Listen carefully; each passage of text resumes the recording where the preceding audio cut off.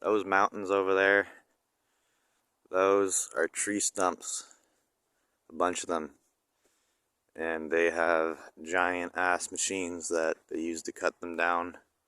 What were they made of? I don't know. But yeah, all rock on Earth, they say, like most of it, they fucking say comes from space or whatever. But if you know the world's flat, you know that's impossible.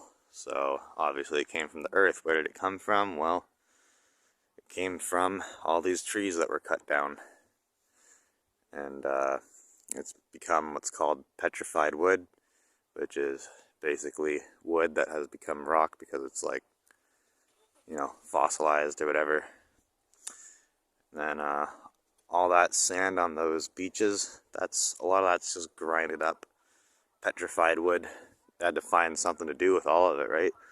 So that's why you got rocks everywhere, and this whole world just looks like a fucking scrapyard. Just everything is destroyed.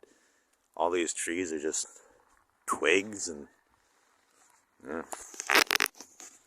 Now, the shape of the earth doesn't really matter, but one thing's a fact is if you do the measurements, there's not as much curvature as they say, and gravity doesn't make any sense, and we're not going to go into all that, but obviously if you got common sense, none of those mathematical things that they're using to justify their gravity and atmosphere and space and shit really doesn't make any sense, and NASA videos are clearly fake, because, yeah, everything is just buoyancy and density. So just like water, if you put something that's more buoyant than the water, it floats up. If it's more dense than water, it sinks down. Same with the air that you're around. Like with helium, that goes up in the air because it's more buoyant than air. Anything more dense than air gets pushed down. So all the stars and the sun and whatnot, I would imagine they must be buoyant, a buoyant substance of some kind, and what I think is that they're probably portals that lead to other realms, and I think maybe you could even physically go through them. Maybe your body would be destroyed in the process. Maybe your body would like transform. I don't really know how it works. Just walked right beside me. It's the pigeon. I'll just follow the pigeon. Follow the white pigeon, everyone. The white rabbit. I mean the pigeon. Follow the pigeon, everyone. Follow the pigeon. He will lead you to the rabbit hole. Where are you taking me? Where are we going, pigeon? Why are we doing this?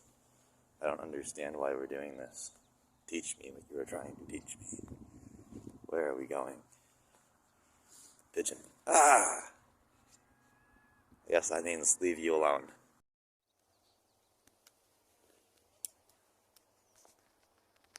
You're circling me. Hundreds of pigeons. You're circling me. Hundreds upon hundreds. This is my army. My military. My pigeons. Yes. My army grows stronger every day. Pigeons represent and bring you a message to tell you to have faith that there will be peace. So, they're bringing me peace. Okay. Did they already have crystals in them, or did they form after they were cut down? The trees? The crystals in the trees. Some of these mountains are pure amethyst, or you can find pretty much every rare crystal in the mountain.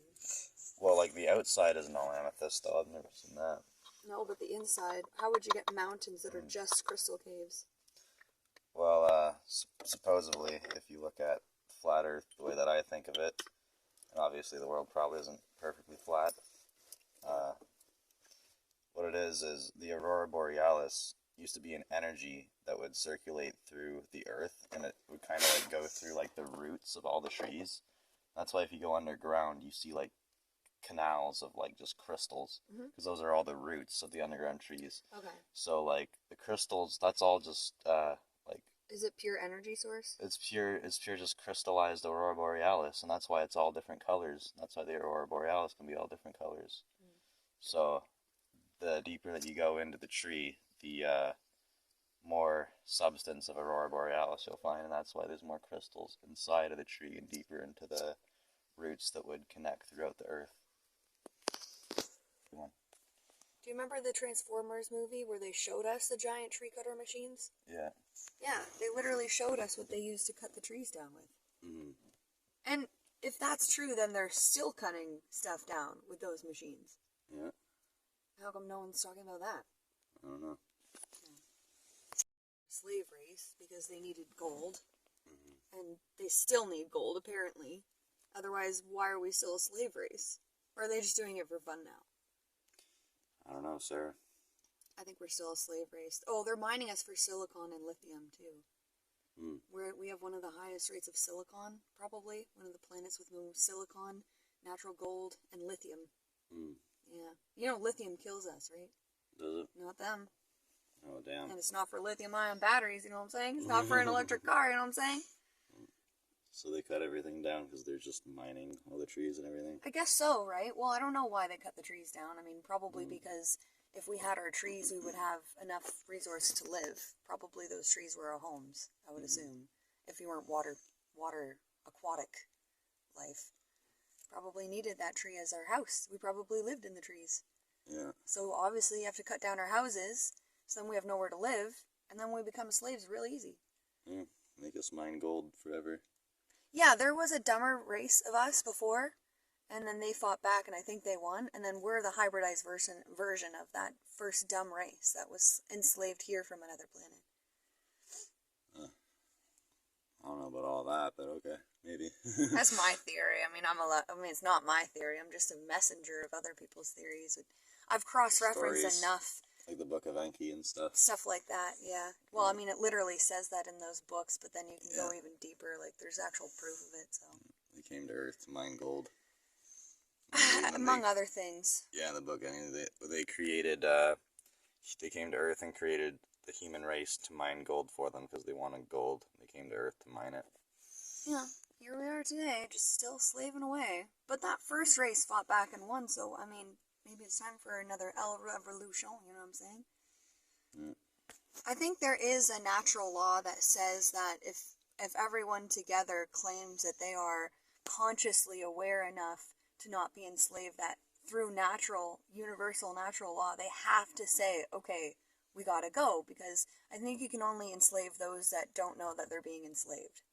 Once they know they're being enslaved, I think universal natural law defines that they have to leave, they have to stop, once you're consciously aware of the fact. Well, I haven't ever had a slave job before. Never been a slave, ever. Just because you have to live out of your car and you're run by money, you're a slave. You don't need a 9-to-5 to be a slave. So, that I'm consciously aware of it, how am I still a slave? It has to be the collective that decides that, not just you or me. It has to be like, let's say out of 8 billion people, 7.75 billion collectively are consciously aware that they're enslaved. Like, it has to be way over 50% of the population. Otherwise, we're just the fringe that's gonna die off soon. They don't give a shit about us. True. Yeah. Why do people want to be slaves? They don't. They just literally don't know. They're unaware. No, I think some of them are slightly aware and they're afraid to become aware. So they avoid becoming aware because they're not ready to take responsibility of their own lives, and they're not ready to fix the system, and they want to remain as pets, and they want to continue to be sheltered and comforted by their government and comforted by the lies. Yep. And they've made slavery so very comfortable because you get to watch TV and sit on a couch and eat takeout food and, sweep all of your problems underneath a big giant rug that they create for you. So why would anyone want to deal with their problems? Why wouldn't we just all want to sit down on a couch and watch TV and eat takeout food? Yeah. It's pretty much what we do, right? Or some of us, I guess, play video games instead of watching TV. Yeah. All entertainment to keep you distracted and comfortable. Yeah, now we have these cell phones. The cell phones have everything we need. We can take selfies of ourselves. We can just focus on our own egos. When we're focused solely on ourselves, we don't care what's happening around the rest of the world. So the rest of the world could literally be on fire. But as long as we look cute and we're okay, that's all that matters. So they've created a society that only cares about the one individual. Times like almost 8 billion. Mm-hmm. Yeah, that's a huge problem. It is. Like, let's say 7.75 bill only care about themselves. You got 0.25 of that bill, 8 billion that actually, like, numbers are wrong in my head, but whatever the rest of that is, that actually does care.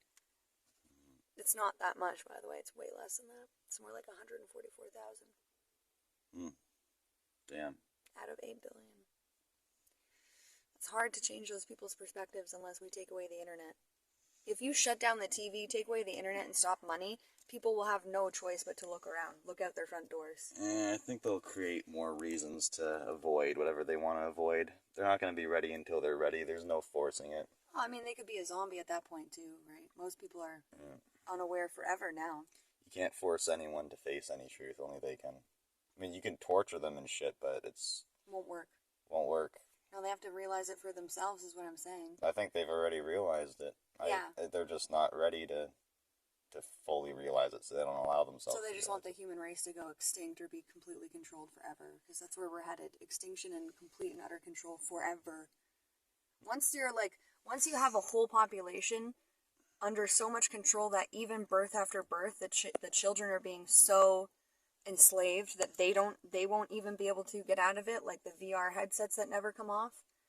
There is no turning back from that. You live fully in the metaverse. Like, there's no turning back from that. I think you've got probably eons of time where you won't be able to step free of that again, because now the human brain has to evolutionize to a point where it realizes it's in a VR headset, which is like, talk about how impossible it is to figure out we're in a simulation right now, you know?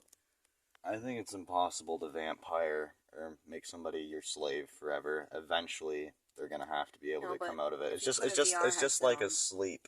You go to sleep, eventually you're gonna wake up. There is no eternal slavery, eternal hell. That's literally impossible. It could be like thousands of years kind of thing. It's already been thousands of years. I know, but they're relapsing on themselves now. They're upping their own game. Yeah. The only thing that probably could save us, honestly, is AI.